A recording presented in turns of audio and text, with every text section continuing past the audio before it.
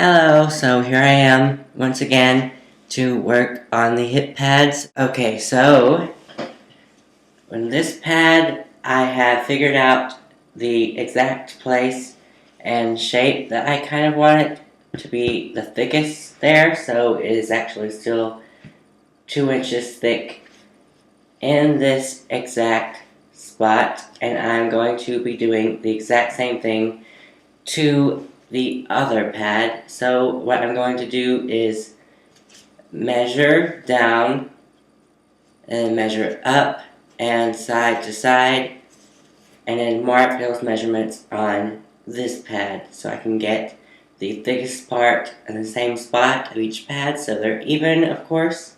Let's get to work. And as you can see, now we have little dots to mark our way, and we are then going to try to copy the design of the other pad.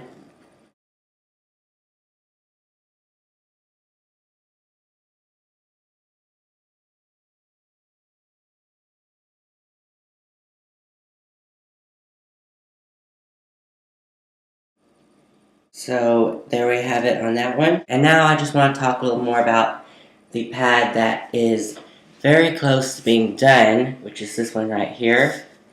As you can see, it's carved very thin, and it has a nice curve all the way across, and then from here to the bottom, it's all curved and throughout here. So it will fit very well.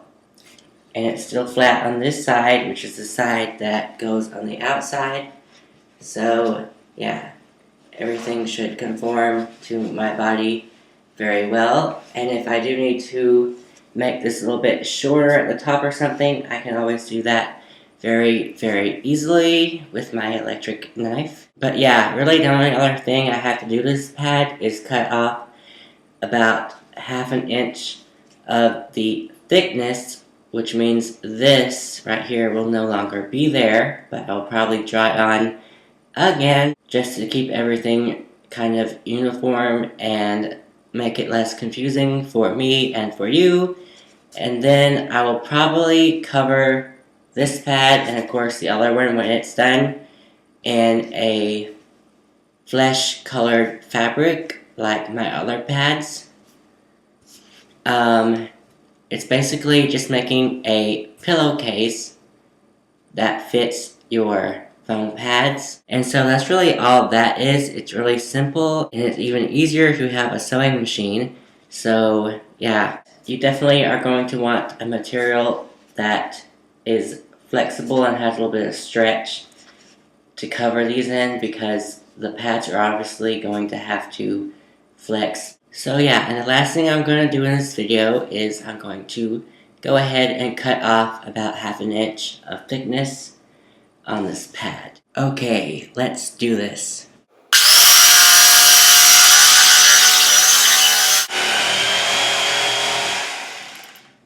Let me tilt you guys down.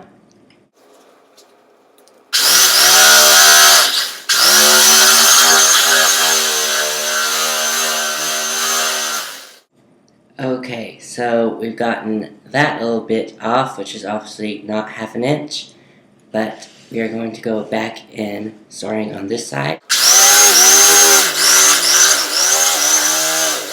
And that should get it where I want it in this corner, and then we're just going to go to each corner and carve off a little extra. Okay, so that pretty much does it, and everything is very nice and round and perfect for a hip pad.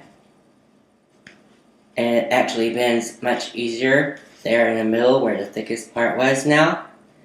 And another thing I will obviously do before I cover these in any fabric is try them on with my off-brand Spanx, because without doing that, I'm not really going to know how well they are going to fit and work. So always try them on with fake Spanx or some kind of body shaper or tights before you decide they're finished. So yeah. So I'm finally done with the carving on my foam hip and butt pads, and I just want to show you what they look like fully carved. And this is 1.5 inches thick at the thickest point, which is in this line. And yeah, very flexible and very well fitting, and I love my pads. So yeah, we are now done with the carving, and as usual I have decided to cover my pads in a material, and that's optional for everyone, of course, but I find that for me at least it helps the pads last longer and be more durable in the long run. So yeah, so the material that I am covering my pads in is this fleshy colored beige polyester material, and it does have some stretch to it, which is what you want. You definitely want something with a little bit of stretch because the pads are obviously flexible and will be conforming to your body, and the material or fabric needs to be able to do the same thing. So what you do to make the covers for your pads is lay down the fabric and draw an outline on the fabric of the pad, and then you sew with a sewing machine or by hand. I use a sewing machine, and you sew a nice little seam all the way around, and then you leave the very bottom open so you can get your pad in here. And this is just inside out, so when you turn it the other way you won't be seeing where the material was cut along there to trim the excess after it was sewn. And then you will sew the bottom opening by hand once you have put your pad into the cover. So yeah, and I did already have the other pad covered and sewn all the way up, and this is what it looks like. It's very nice and smooth and flexible. Try to get the whole pad in the shot. And then here is the back, and you can obviously see the black line, but other than that you really can't see through to the green foam, so this would look very good and very natural under tights or leggings or whatever you are going to wear to hold your pads in place. So yeah, hip pads are definitely worth it, whether you make them yourself or buy them on eBay, for example. So yeah, I am very happy with how my pads turned out. And the next clip you are going to see will be me wearing these pads under tights or leggings or something like that, just to show you what they look like, and that will be the real final result and the real test to see how good and natural these look on me. Hello, so today I am here to show you the completed hip pads. So yeah, I'm going to step back and show you what the whole thing looks like.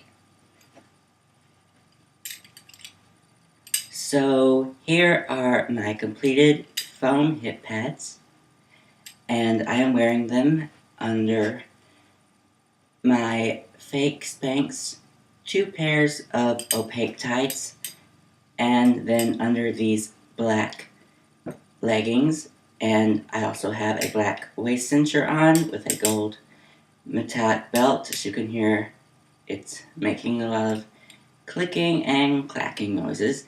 But yeah, I also have some thigh-high boots that I love, and some mesh gloves, just to sort of give you an outfit of the day to show off your new hip pads, if you will. So yeah, this is what the completed pads look like under tights and leggings. And I think they look very natural, even more natural than my other pads that were 2 inches thick.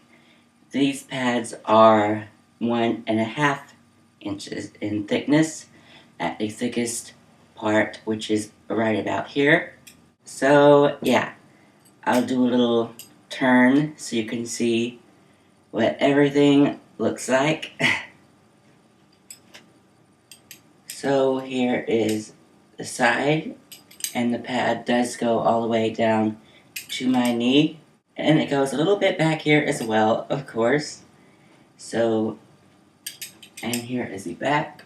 I do not know how well you can see that, but yeah, I think they look very good and very natural. These pads can work for a man who wants to be a female impersonator, a man who wants to be a drag queen, a natural woman who just wants to add a little more curve to her look, or a transgender or trans individual who is transitioning into a female on the outside, so their outside matches their inside, which is a great thing. And if you are transgendered or trans, if you just want to call it that, I wish you the best of luck on your transition, because I know that is a very hard thing to do, and I think all of you are incredibly brave individuals who decide to go ahead and transition and make the change. And from what I hear, it's definitely worth it. So I say go for it if that is what you need in your life to make you happy and comfortable in your own body. In the end, we are all just human beings trying to look a little more curvy. So like I said, this is my final look with the hip pads on, and I love it. They're very comfortable. They're obviously very flexible and conform to your body very well underneath tights. So I think that is going to be it for me showing you the hip pads. These are my homemade foam hip pads, and this is me signing off for today. I hope this tutorial has been helpful, and I hope you have enjoyed it, and I will talk to you all very soon. So until next time, bye!